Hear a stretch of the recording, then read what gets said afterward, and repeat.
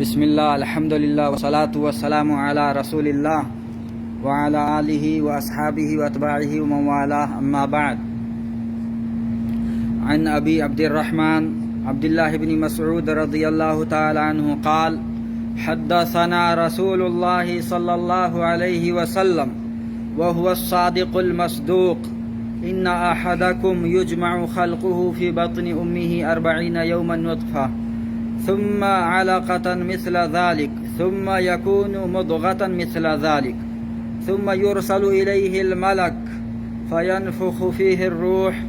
ويؤمر ب4 كلمات بكتب رزقه وأجله وعمله وشقي أم سعيد، فوالله الذي لا إله غيره إن أحدكم ليعمل بعمل أهل الجنة حتى ما يكون بينه وبينها إلا ذراع فيسبق عليه الكتاب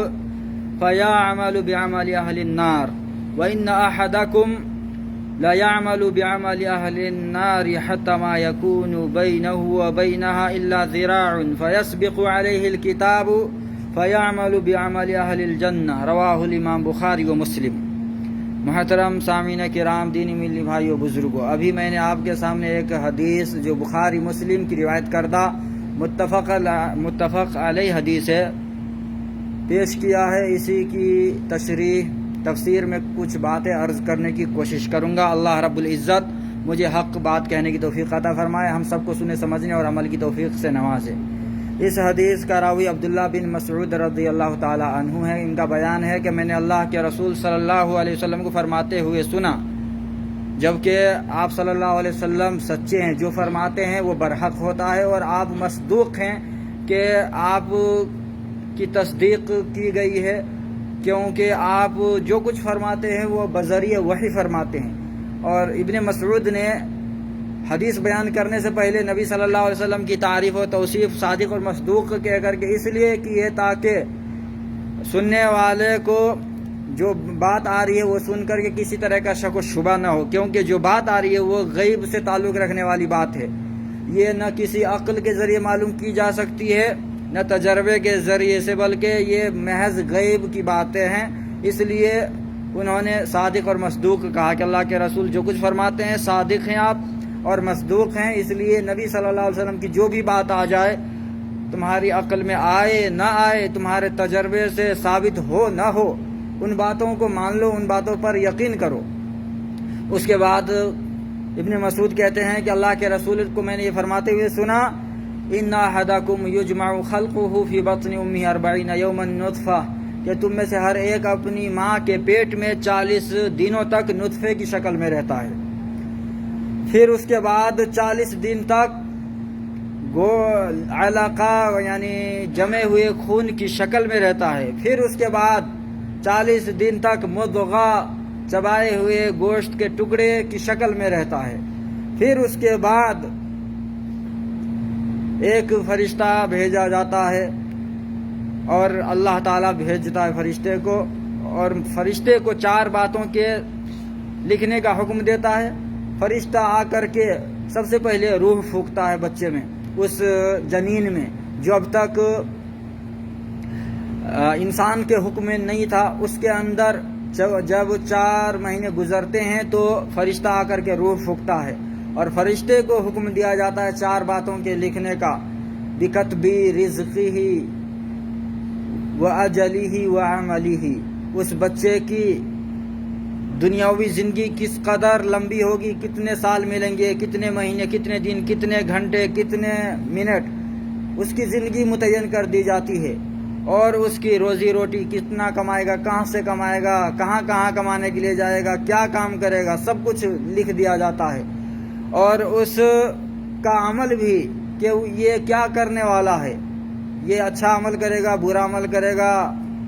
سب کچھ لکھ دیا جاتا ہے۔ یہ دنیا میں بدبخت ہوگا یا نیک بخت ہوگا، یہ بھی لکھ دیا جاتا ہے۔ پھر اللہ کے رسول نے یہ بھی فرمایا: فواللہ الذی لا الہ غیرہ، اللہ کی قسم جس کے علاوہ کوئی معبود برحق نہیں، ان احدکم لیعمل بعمل اہل الجنہ حتی ما یکون بینہ وبینہ الا ذراع، کہ تم میں سے کوئی ایک بندہ یا ہر ایک بندہ ایسا بھی ہوتا ہے کہ جو نیکیاں کرتا رہتا ہے، اہل جنت والا کام کرتا رہتا ہے، اور جنت میں جانے کے لیے صرف ایک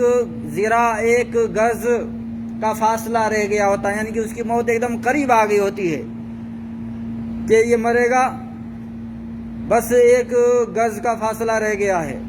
جب مرنے کا وقت قریب آتا ہے فَيَعْمَلْ فَيَسْبِقُ عَلَيْهِ الْكِتَابُ، اس کی تقدیر اس پر غالب آ جاتی ہے، جو تقدیر لکھی گئی ہے وہ اس پہ غالب آ جاتی ہے۔ فَيَعْمَلْ بِعَمَلِ أَهْلِ النَّارِ، اور جہنمی والا کام کر کے مرتا ہے اور جہنم میں داخل ہو جاتا ہے۔ اور اسی طرح سے وَإِنَّ أَحَدَكُمْ لَيَعْمَلْ بِعَمَلِ أَهْلِ النَّارِ، تم میں سے کوئی ایسا بھی ہوتا ہے کہ جو پوری زندگی برائیاں کرتا ہے، جہنمی والا کام کرتا ہے،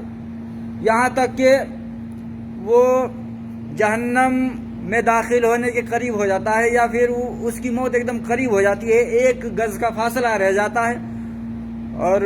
اس کے اوپر اس کی تقدیر غالب آ جاتی ہے، اور وہ جنت والا کام کر کے مرتا ہے اور جنت میں چلا جاتا ہے۔ اس حدیث سے بہت ساری باتوں کا ہمیں پتہ چلتا ہے۔ ایک تو یہ کہ انسان کو اللہ رب العزت نے مختلف ادوار میں پیدا کیا ہے۔ ماں کے پیٹ میں ہم کس طرح سے مختلف ادوار سے گزرتے ہیں کہ پہلے 40 دنوں تک نطفے کی شکل میں رہتے ہیں، پھر وہ نطفہ علقہ میں، خون کے لوتھڑے میں تبدیل ہو جاتا ہے، پھر 40 دن تک اسی شکل میں رہتے ہیں، پھر 40 دن جب گزر جاتا ہے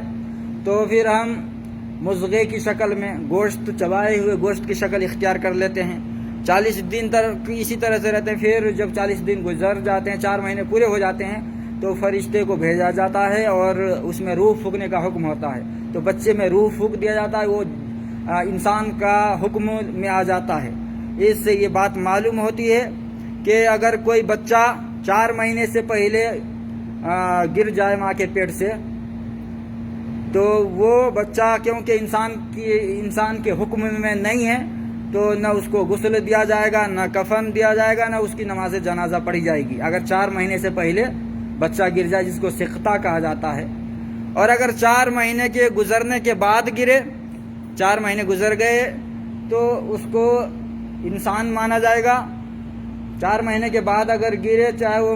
مرے ہوئے ہی گرے، تبھی بھی اس کو کفن دیا جائے گا، اس کو غسل دیا جائے گا، اس کی نماز پڑھی جائے گی، نماز جنازہ پڑھی جائے گی۔ 4 مہینے کے بعد اگر گر جائے، حمل ساقط ہو جائے، تو نماز جنازہ پڑھی جائے گی، کیونکہ 4تھے مہینے کے بعد ہی روح پھونکی جاتی ہے، اس سے پہلے روح نہیں پھونکی جاتی۔ اور اس حدیث سے ہمیں یہ بھی معلوم ہوتا ہے کہ اللہ رب العزت نے مادر رحم کے لیے کچھ فرشتوں کو متعین کیا ہے۔ مادر رحم یعنی کہ ماں کے کونکھ جس میں بچہ ہوتا ہے، اس کے لیے فرشتوں کو متعین کیا ہے، اور اللہ تعالیٰ ان فرشتوں کو جب 4 مہینے کا نطفہ الگ الگ ادوار سے گزرتے ہوئے مضغہ تک پہنچ جاتا ہے، تو پھر اللہ رب العزت اس کو انسانی شکل دے کر کے، 4 مہینے کے بعد انسانی شکل دے کر کے، ہاتھ، پاؤں، آنکھ اور سب کچھ جب مکمل ہو گئے ہوتے ہیں، تو فرشتے کو بھیج کر کے اس میں روح پھونکواتا ہے۔ اور اس حدیث سے ہمیں یہ بھی معلوم ہوتا ہے کہ ہمیں ہمیشہ اللہ سے ڈرتے رہنا چاہیے، گرچہ ہمارے اعمال اچھے ہوں، ہم نمازی ہوں، دیندار ہوں، لیکن اللہ سے ڈرتے رہنا چاہیے کہ پتہ نہیں ہماری قسمت میں کیا لکھا ہوا ہے، کب ہمارا عمل چینج ہو جائے، ہم اچھے سے برے ہو جائیں۔ اس لیے اپنے عمل پر اطمینان نہیں چاہیے، کیونکہ اللہ کے رسول نے فرمایا کہ کچھ لوگ بظاہری طور پر اس قدر نیکی کرتے رہتے ہیں کہ جنت کے قریب ہو جاتے ہیں، اور کچھ ہی فاصلہ رہ گیا ہوتا ہے، لیکن اس کا عمل جہنمی والا عمل ہو جاتا ہے اور پھر جہنم میں چلا جاتا ہے۔ اور ساتھ ہی جو لوگ برائی کرتے ہیں ان کو ہمیں کوسنا اس قدر نہیں چاہیے کہ ہم اس کے اوپر جہنم کا حکم لگا دیں، بلکہ ہمیں اللہ سے امید رکھنی چاہیے کہ ہو سکتا ہے یہ مرنے سے پہلے توبہ کر لے، کیونکہ کچھ لوگ ایسے بھی ہوتے ہیں جو زندگی بھر برائیاں کرتے رہتے ہیں، لیکن مرنے سے پہلے توبہ کر کے، اچھے اعمال کر کے، مر کر کے جنت میں چلے جاتے ہیں۔ اس لیے نہ تو اپنی نیکیوں پر کسی کو اترانا چاہیے، اور نہ کسی کو اپنی برائیوں پر مایوس ہو جانا چاہیے کہ اب اللہ معافی نہیں کرے گا، اب تو میں جہنمی ہو گیا، بلکہ ہمیشہ بندے کو ڈرتے رہنا چاہیے اور امید رکھنی چاہیے، کیونکہ الایمان بین الخوف والرجا، یہ اہل سنت والجماعت کا عقیدہ، ایمان خوف اور رجا یعنی کہ ڈر اور امید کے بیچ میں ہے، ڈرتے بھی رہنا ہے، امید بھی رکھنا ہے۔ اللہ رب العزت ہم لوگوں کو جو باتیں کہی گئی ہیں ان میں سے اچھی باتوں پر عمل کی توفیق عطا فرمائے، آمین۔ وصلی اللہ وسلم وبارک علی نبینا محمد۔